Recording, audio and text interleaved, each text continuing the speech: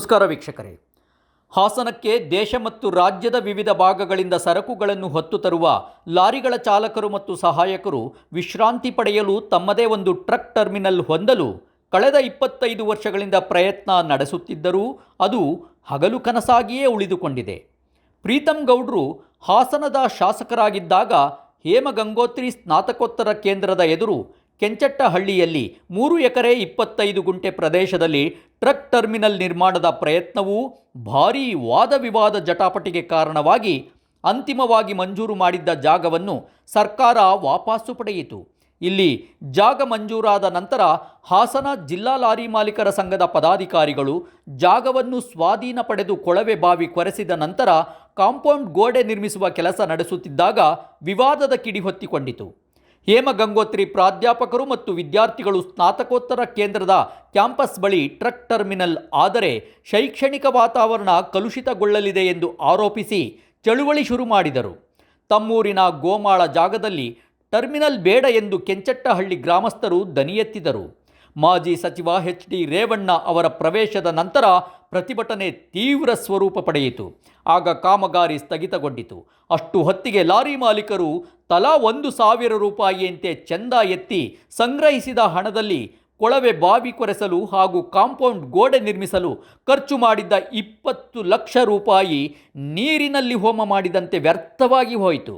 ಇಲ್ಲಿ ನೀಡಿದ್ದ ಜಾಗವನ್ನು ಸರ್ಕಾರ ವಾಪಸ್ಸು ಪಡೆದ ನಂತರ ಲಾರಿ ಮಾಲೀಕರು ಹಾಸನ ತಾಲೂಕಿನ 5 ಕಡೆ ಜಾಗಗಳನ್ನು ಗುರುತಿಸಿ 1 ಕಡೆ ಜಾಗ ಮಂಜೂರು ಮಾಡಿಸಬೇಕೆಂದು ಜಿಲ್ಲಾಧಿಕಾರಿಗಳ ಮೂಲಕ ಸರ್ಕಾರಕ್ಕೆ ಅರ್ಜಿ ಸಲ್ಲಿಸಿರುತ್ತಾರೆ. ಚನ್ನಪಟ್ಟಣ ಸರ್ಕಲ್ ಬಳಿ ಇರುವ ಕೆಎಂಎಫ್ನ ಪಶು ಆಹಾರ ಘಟಕದ ಹಿಂಭಾಗ, ಸಂತೆಪೇಟೆಯಲ್ಲಿ ನಗರಸಭಾ ಕಾರ್ಯಾಲಯದ ಹಿಂದೆ, ಕೆಎಸ್ಆರ್ಟಿಸಿ ತರಬೇತಿಯ ಸಂಸ್ಥೆಯ ಹತ್ತಿರ ಮತ್ತು ಗೆಂಡೆಕಟ್ಟೆ ಅರಣ್ಯ ಪ್ರದೇಶದ ಸಮೀಪ ಜಾಗಗಳನ್ನು ಗುರುತಿಸಲಾಗಿದೆ ಎಂದು ಲಾರಿ ಮಾಲೀಕರ ಸಂಘದ ಪದಾಧಿಕಾರಿ ಗುರುನಾಥ್ ವಿಶ್ವಪಥಕ್ಕೆ ತಿಳಿಸಿದ್ದಾರೆ. ಹಾಸನದಲ್ಲಿ 1,500 ಲಾರಿಗಳಿವೆ. ಟ್ರಕ್ ಟರ್ಮಿನಲ್ ಸ್ಥಳೀಯ ಮಾಲೀಕರಿಗಿಂತ ಹೆಚ್ಚಾಗಿ ಹೊರಗಿನಿಂದ ಬಂದು ಹೋಗುವ ಚಾಲಕರು ಮತ್ತು ಸಹಾಯಕರು ವಿಶ್ರಾಂತಿ ಪಡೆಯಲು, ಶೌಚ, ಸ್ನಾನ ಮುಗಿಸಿ ಊಟ ಉಪಹಾರ ಪಡೆಯಲು ಒಂದು ಗೌರವಯುತ ವ್ಯವಸ್ಥೆಯು ಮೂಲಭೂತ ಅಗತ್ಯವಾಗಿದೆ. ಕೆಲವು ಚಾಲಕರು ಸಾವಿರಾರು ಕಿಲೋಮೀಟರ್ ದೂರದಿಂದ ವಾಹನ ಚಾಲನೆ ಮಾಡಿರ್ತಾರೆ. ಸಮಾಜಕ್ಕೆ ಅತ್ಯಗತ್ಯ ಸೇವೆಯನ್ನು ಒದಗಿಸುವ ಶ್ರಮಜೀವಿಗಳು. ಅವರು ವಿಶ್ರಾಂತಿ ಪಡೆಯಲು ವ್ಯವಸ್ಥೆ ಮಾಡಿಕೊಡದಿದ್ದರೆ ಹೇಗೆ ಎಂಬುದನ್ನು ನಾಗರಿಕ ಪ್ರಜ್ಞೆ ಇರುವವರು ಯೋಚಿಸಬೇಕಾಗಿದೆ. ಹಾಸನದ ರೈಲ್ವೆ ನಿಲ್ದಾಣದ ಬಳಿ 100 ಲಾರಿಗಳನ್ನು ಅನಾಥವಾಗಿ ನಿಲ್ಲಿಸಿಕೊಂಡಿರುವುದನ್ನು ನೋಡಿದರೆ ಕರುಳು ಚುರುಕೆನ್ನುತ್ತದೆ. ದೇವರಾಜ್ ಅರಸು ಟ್ರಕ್ ಟರ್ಮಿನಲ್ ನಿಗಮವು ಟ್ರಕ್ ಟರ್ಮಿನಲ್ ನಿರ್ಮಿಸಿಕೊಡುತ್ತದೆ. ನಿಗಮದ ಬಳಿ ಸಾಕಷ್ಟು ಹಣ ಇದೆ.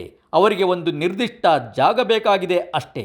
ಹಾಸನದ ರಾಜಕೀಯ ನಾಯಕರು ಮತ್ತು ಅಧಿಕಾರಿಗಳು ಲಾರಿ ಮಾಲೀಕರು ಮತ್ತು ಕಾರ್ಮಿಕರ ಪರವಾಗಿ ಕಿಂಚಿತ್ತಾದರೂ ಯೋಚಿಸಬೇಕಲ್ಲವೇ? ಒಂದು ಮೂಲಭೂತ ಸೌಲಭ್ಯಕ್ಕಾಗಿ 25 ವರ್ಷ ಕಾಯಿಸುವುದು ಖಂಡಿತ ನಾಗರಿಕತೆಯ ಲಕ್ಷಣ ಅಲ್ಲವೇ ಅಲ್ಲ. ವಿಶ್ವಪಥ ಟಿವಿಯಿಂದ ನಿಮ್ಮ ಪ್ರೀತಿಯ ಬಾಲರಾಜ್. ವಿಶ್ವಪಥ ಟಿವಿಯನ್ನು ಸಬ್ಸ್ಕ್ರೈಬ್ ಮಾಡಿ, ಶೇರ್ ಮಾಡಿ, ಲೈಕ್ ಮಾಡಿ.